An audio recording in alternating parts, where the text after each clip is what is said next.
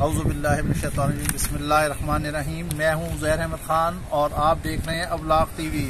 इसको कहते हैं खेल ख़त्म पैसा हजम। बहुत बड़ा फैसला आ गया सुप्रीम कोर्ट का। ये सारे कहते थे कि इमरान खान सियासतदान नहीं है।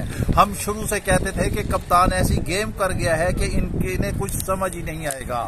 आज जो मुनहरिफ अरकान के हवाले से फैसला आया है, गो कि वो ताहियात नहली से बच गए हैं, लेकिन उनका वोट काउंट नहीं होगा, वो गिनती में नहीं आ सकेगा। सुप्रीम कोर्ट ने 2-3 के एतबार से फैसला दे दिया है। 3 जजेस इस हक में थे और 2 जो थे वो मुख्तलिफ थे, उन्होंने अलहदा नोट दिया है।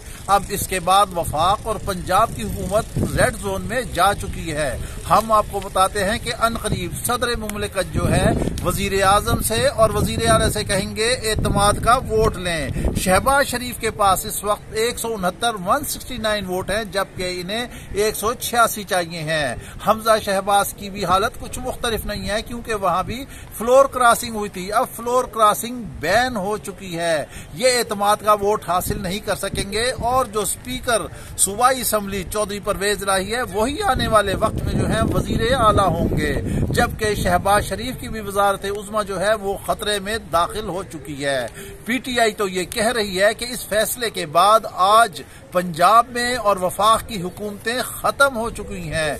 बड़ों ने सर जोड़ दिए हैं। हम शुरू से एक बात कहते आए हैं कि आसिफ अली जरदारी ने नून लीग को हाथ पांव बांधकर मगरमच्छ के हाथ डाल दिया। वो तड़पते भी रहे, डूबे भी नहीं, पानी में भी रहे, सिसकते रहे। जी हाँ, वो मगरमच्छ कौन था? वो मगरमच्छ है कप्तान। आज जरदारी साइड पे है। हर तरफ से नून लीग जो है वो नेगेटिव में जा रही है। जरदारी ने ऐसा फंसाया है कि इनको समझ ही नहीं आया। गो के गुज़िश्ता दिनों नून लीग ने आसिफ अली जरदारी को ऑफर की थी कि आप जो है हुकूमत बना लें, हम आपकी हिमायत करेंगे। वो हुकूमत छोड़ने के लिए तैयार हैं। उबूरी हुकूमत, ये लोग आए थे 1.5 साल की हुकूमत लेने के लिए। अव्वल तो हुकूमत इन्होंने लेकर ही गलत फैसला किया, और अगर हुकूमत ले ली थी, हमारा सवाल ये है कि फिर हुकूमत क्यों नहीं चला सके? ये बड़े बड़े फैसले क्यों नहीं कर सकते? पेट्रोल क्यों नहीं मंगा सकते? क्यों नहीं उसकी कीमत बढ़ा सकते? पूरी दुनिया में ये महंगा हो रहा है, यहाँ पर सब्सिडाइज दिया जा रहा है। मईशत हमारी तबाही के दहाने पे पहुंच चुकी है। खुदा न खास्ता हम श्रीलंका की तरफ रवाना हो जाएंगे। श्रीलंका की जो आबादी है वो 2,65,00,000 और तकरीबन 65,000 है, लेकिन आज वहां का जो मॉडल था, शायद वही मॉडल नवाज शरीफ ने यहां पर अपनाने की कोशिश की कि मामे, चाचे, ताए, दादे, नाना, नानी की हुकूमत हो। वहां का सदर भी वही, भाई के पास भी हुकूमत, बेटों के पास भी हुकूमत, भांजे भतीजों के पास भी हुकूमत।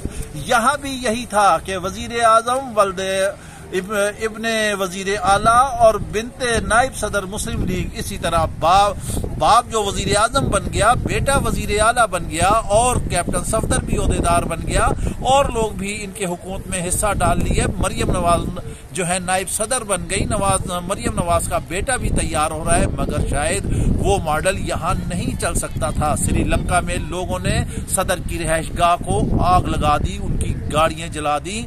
उनका भी महल ऐसा ही था जैसे रायविंड का है, स्विमिंग पूल भी और हर सहूलत अंदर थी, लेकिन आज कौम ने उनको उठाकर बाहर फेंक दिया है। यही काम मुस्लिम लीग नून कर रही थी, लेकिन शायद उनका वास्ता उन्हें याद होगा कि आसिफ अली जरदारी को जब उन्होंने अपने दौरे हुकूमत में कैद-ओ-बंद में किया तो उनकी जुबान काटी गई थी। जी हाँ, वो बलोची बच्चा, वो कैसे छोड़ सकता है अपना बदला लेने के लिए? उसने मीठी छुरी बनकर इनको तबाह बर्बाद कर दिया, इनकी सियासत खत्म कर दी है। अब हमारे हिसाब से इस वक्त नून लीग की काया पलट चुकी है। कप्तान की फतूहात का आगाज हो चुका है। कौम पहले ही उसके साथ थी। आज मुनहरिफ अरकान के हवाले से जो फैसला आया है, उसने भी नून लीग की सियासत में ताबूत में कील ठोक दी है, और आसिफ जरदारी बैठकर तमाशा देख रहे हैं। वो देख रहे हैं क्या जबरदस्त तरीके से उन्होंने नून लीग को डुबोया है। जी हाँ, इसी मुख्तसर वीलाग के साथ हमें इजाजत दीजिए। अपना भी ख्याल रखिएगा और साथ अपने चैनल का भी। अल्लाह हाफिज।